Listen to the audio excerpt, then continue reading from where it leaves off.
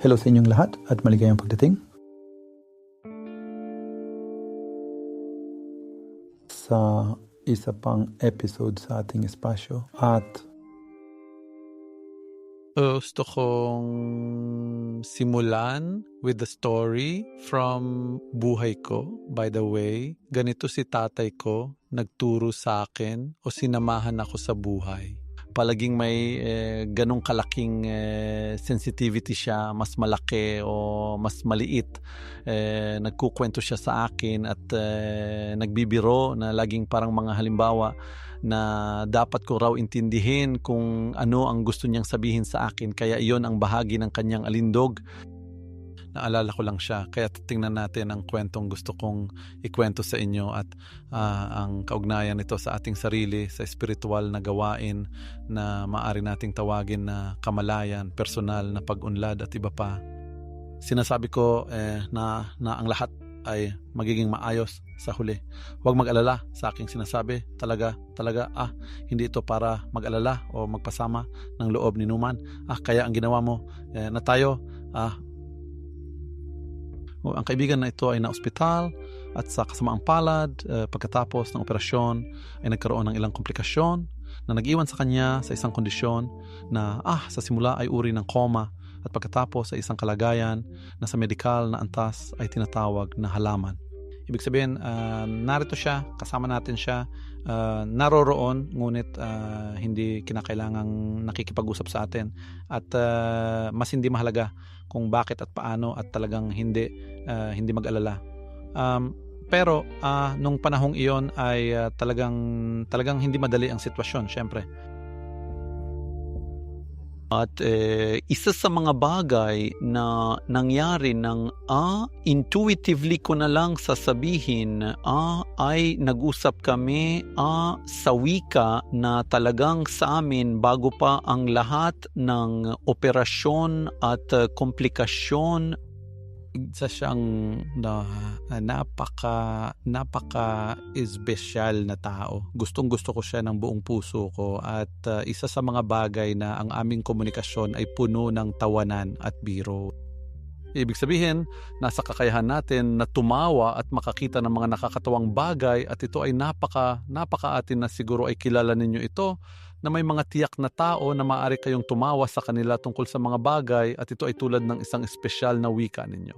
Kaya kahit na siya ay nasa kalagayan ng tinatawag na coma, hindi ko sinuko ang komunikasyong yon. Hindi ko nga alam kung bakit. Kung tatanungin mo ako kung may katuturang ito, sasabihin kong wala sa kahit anong paraan. Pero ang kahulugan nito, halimbawa kung nakaupo ako kasama siya, naririnig namin sa background ang isang tao na sumisigaw, "Nurse, nurse!" At sasabihin ko sa kanya, nakikita mo, ngayon nagrereklamo siya kasi pinipilit siyang kumain ng sabaw ng manok. Tapos tatawa siya ng ilang segundo at babalik sa pagiging parang halaman. At isipin mo na dahan-dahan dumadami ito at ito'y lubhang nakaka-excite kasi sinasabi mo, sandali, nandiyan, siya ay nariyan.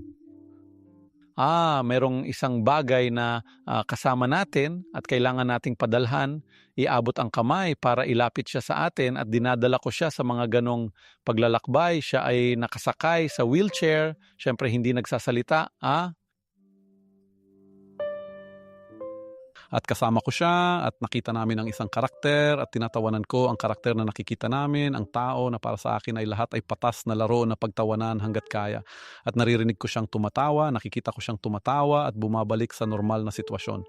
Tumatawa at bumabalik sa normal na sitwasyon ng halaman. Hanggang sa isang araw, bigla na lang may tumawag sa akin at narinig ko siyang binubulong ang pangalan ko at talaga namang napaka nakakakilig, syempre. At pinag-uusapan natin ang isang yugto ng 6 na buwan na talagang hindi ka panipaniwala at napakahirap. Pero bakit lumalabas ang kwento na ito at bakit siya, bakit ko ito ibinabahagi at bakit ito lumabas sa akin? Kasi gusto ko talagang imbitahan kayo na tingnan na kapag pinag-uusapan natin ang tungkol sa isang uri ng espiritual na pag-unlad, tungkol sa mga lugar, mas intelektual, mas natatangi sa atin na hindi masyadong naroroon sa araw-araw na karanasan. Talagang bahagi ng ating daan ay sa pamamagitan ng pagtingin kung paano natin iniaabot ang ating kamay sa kanila. Paano tayo bumangon sa lungsod? Mula sa salitang evoke. Oo, at isa sa mga bagay na naniniwala ako. Ang daan natin, ang kakayahan natin na gawin ito. Noong mga maliliit na sandali, hindi naman kailangan na ibenta ang lahat ng ari-arian, magpaalam sa pamilya at pumunta sa Himalayas ng 1, 2 o 20 taon. Ang pagising ay nangangahulugang abutin sila, gawin silang naroroon sandali at kahit na pagkatapos ay bumalik ka sa normal na panahon, ang mangyayari ay magsisimula ng proseso ng panloob na pagising. And then ito ay nagbibigay bagong posibilidad at ito ang layunin upang ibahagi sa inyo ang kwento. Ngayon, bigyan ang inyong sarili ng ilang paghinga.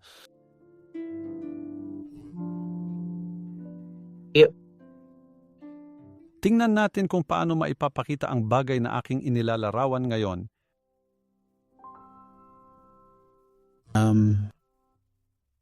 Halimbawa,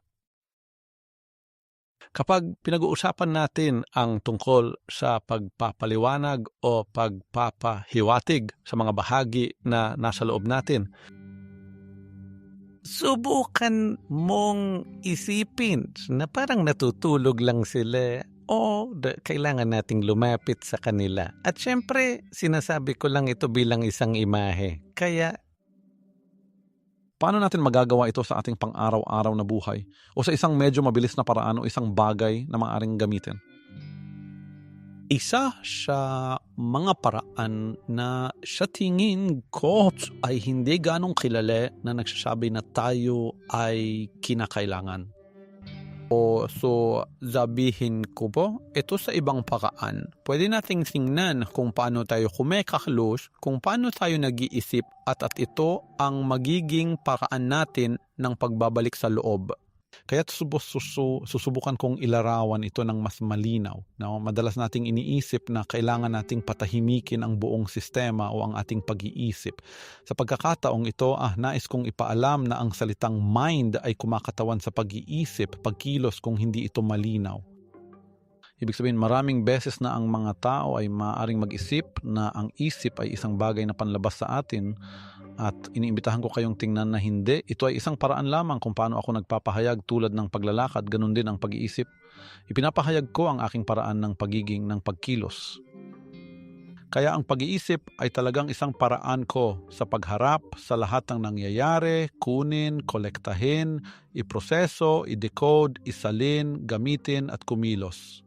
Bahagi ito ng talino ng sistema. Kaya ang pag-iisip ay bahagi ng paraan ng sistema upang gumana, protektahan tayo, lumikha. Nang tingin sila ang prosesong ito ng pag-iisip o mind, ito ay nangangahulugan na kung titingnan ko sandali ang paraan ng pag-iisip ko sa isang tiyak na sandali, ang mangyayari ay hindi ako automatikong bahagi ng mismong pag-iisip. Ibig sabihin, ang kamalayan ko, ang atensyon ko ay nasa isang tiyak na pag-iisip. Ibig sabihin nito ay pag-iisip. Nag-isip ako, ibig sabihin ang atensyon ko ay nakatuon sa tiyak na impormasyon, sa isang tiyak na pananaw. Ito ang ibig sabihin ng pag-iisip. Sa isang sandali, lumabas ako sa aktibidad na ito upang samantalang itinigil ko ang bagay na tinatawag na ang aktibidad na ito na tinatawag na pag-iisip. Ano ang natitira? O nasaan ako kapag hindi ako nag-iisip?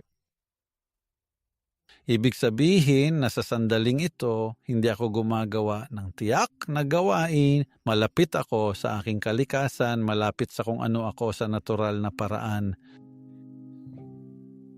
At ang mga paghawak na ito, ibig sabihin ay sandaling ihinto ang pag-iisip, sandali lang hindi ituloy ang aktibidad na ito, sandali lang huminto dito. Ito ay ang paglapit sa kung sino ako sa aking likas na pagkatao sa sandaling ito. At nangyayari ito kaagad. Tuwing napapansin ko na ako ay nasa isang partikular na pag-iisip, ibig sabihin, napapansin ko ang pag-iisip o napapansin ko na nasa interpretasyon ako o anumang bagay na nauugnay sa isip. Masaya ako na sumagot sa mga katanungan at sagot sa pamamagitan ng newsletter. Ibig sabihin, magtatanong ang mga tao at magpapadala ako pabalik ng mga sagot, maaaring nakarecord sa video o sa tunog. Sinasabi ko na maaari tayong nasa dalawang estado, alinman sa pag-iisip o hindi sa pag-iisip, tama? At ang hindi pag-iisip ay nangangahulugang ako ay nasa aking pag-iral o sa ang sandaling ito o malapit sa aking kalikasan. Ibig sabihin, hindi kayo nasa karaniwang paraan ng pag-iisip. Kung isipin ko ang mga hindi ka nais-nais na bagay, ang buong sistema ay magtitipon. Kung isipin ko ang sistema, ang magagandang bagay ay magkakaroon ng pakiramdam ng paglawak. Lumilipat ako mula sa ganitong pag-iisip patungo sa ibang pag-iisip, mula sa ganitong pag-iisip patungo sa iba. Halos hindi nagpapahinga ang ating sistema. Ibig sabihin, hindi talaga makakapag-restart at mag-renew ang system natin kasi hindi nito natatanggap. Hindi natatanggap ang posibilidad na bumalik sa kanyang home base. Kapag tinitingnan natin ang totoong pahinga, pwede nating tanungin, pahinga mula saan? Saan tayo dapat magpahinga o kailan natin nararamdaman na tayo ay tunay na nagpapahinga? Kaya ang pahinga na ito ay pahinga mula sa pag-iisip. Ang pag-iisip ng pahinga ay nagsasabi, balik sa aking natural na estado. Hindi ko lang naisip sandali, kundi basta pinayagan ko lang ang sarili ko na maging natural. Sa natural na estado ko, ang sistema ay nagre-refresh. Gumawa ng parang restart. Sa huli, ito ay isa sa mga bagay na pinaka-naka-apekto sa ating karanasan sa buhay. Kung gaano tayo kakomportable, kung gaano tayo kasaya, at iba pa. Tayo ba ay binibigyan ba natin ng solusyon ang mga hamon sa mas komportableng lugar o tayo ay nagdurusa? Paano natin maabot ang estado ng pagputol ng pag-iisip? Gaya ng ipinakita ko kanina na lumalabas na kailangan nating lumipat ng ibang lugar, gumawa ng ibang bagay, pumunta sa bakasyon, itago ang mga bata, tanggalin ang boss at marami pang iba hanggat hindi magawa ang lahat ng mga mungkahi na lumitaw dito ngayon. Tingnan natin na talaga tayong haharap sa kondisyon. Kaya ang pag-iisip ay naging mula sa isang bagay na ginagawa natin tungo sa isang ugali, sa isang kondisyon, sa isang bagay na nangyayari na nang wala ang ating kagustuhan. Maaari nating isipin na parang pinipili kong mag-isip, ngunit hindi iyon ang nangyayari sa totoo lang. Sa totoo lang, Afia, ang pag-iisip ay nangyayari sa atin. Ito ay nangyayari sa atin at wala tayong kakayahang itigil ang pag-iisip o lumayo mula dito. Sa totoo lang, ito ay isang ugali na naging kondisyon, na naging isang bagay na nangyayari ng kusa, pero hindi ito nangangahulugan na hindi tayo makakapagpahinga. Na hindi ibig sabihin nito na hindi natin kayang mag-restart. Tingnan natin ang kakayahan nating gumawa ng ilang mga touch points. Ang ibig sabihin ay mga pahinga na hindi natin kailangang pumunta sa ibang lugar, hindi natin kailangang mag-meditate, hindi kami pinipilit na huminga. Gusto naming alisin ang mga pagkondisyon ng pag-iisip, alisin ang mga gawin nito at gamitin ang ating pag-iisip sa paraang gusto natin. Ngayon, bakit sa lahat ng bagay, maaari mong sabihin ng makatuwiran na hindi talaga ako interesado kay God. Gusto kong mag-isip ng mabuti sa akin at masaya ako. Sige, walang pagtatalo diyan. Ang punto ay sa dulo ng ating karanasan sa buhay. Ang ating pagdurusa sa ating buhay ay talagang resulta ng ating kawalang koneksyon o kawalang panahon ang mga estado ng pahinga na ito na talagang likas natin. So paano talaga natin ito magagawa na mas spontaneous at ang ating pag-isip ay nakiking isang bagay na kusang loob nating pinipili? Kaya lilipat tayo sa susunod na yugto na nag-uusap tungkol sa paraan kung paano ito gawin at bilang pinakamahusay na mga guro sa mundo, sasabihin ko tatalakayin natin ito sa susunod na kabanata at mawawala ako sa Turkey. Joke lang. Sige, ipagpatuloy natin. Kaya tumingin tayo na malalim.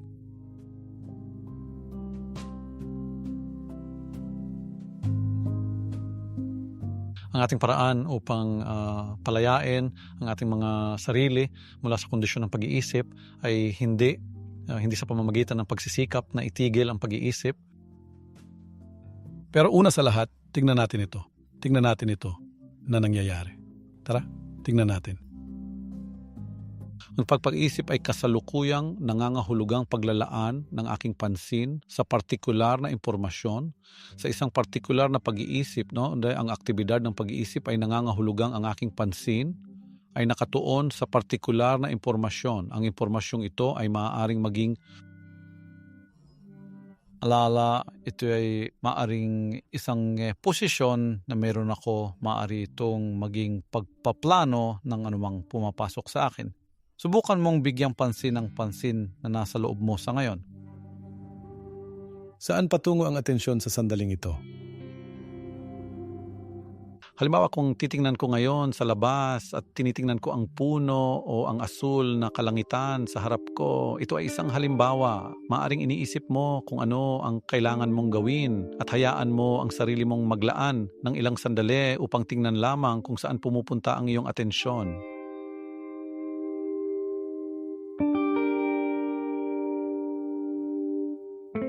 Walang pangangailangang makuha ang atensyon. Walang pangangailangang pigilan ito. Simpleng kilalanin na ito ang nangyayari. Tila tahimik na ang paligid at ito'y katahimikan na. Hindi ito isang bagay na ginawa mo. Ang katahimikan na ito ay naroon sa lahat ng oras ito ay bahagi ng kung sino ka, kung sino. Sa sandali na tumigil tayo sa paglaan ng kamalayan sa aktibidad na ito ng pag-iisip. Ibig sabihin, maaari nating maranasan kung sino tayo ang sandaling ito. Sa isang iglap, binigay ko sa sistema. Tumigil sa pagiging aktibo. At kapag pinayagan ko ito, nagre-reset ang buong sistema. And muli sa sitong sa buong pag-isipon ko na yung kwento na sinimulan natin sa kabanata, ang kwento ay talagang nagsasabing may mga sandali kung saan tayo ay umaabot ng kamay. At gumigising? Ginigising ang sistema. Kahit na ito ay isang bagay lamang sa isang sandali, ito ay tumagal ng kaunti pang sandali, maaaring nandiyan pa rin kayo. Lahat tayo ay nakakaranas ng kaunting katahimikan sa sandaling ito. Ibig sabihin nito ay may mga alon ito, may mga alon ito.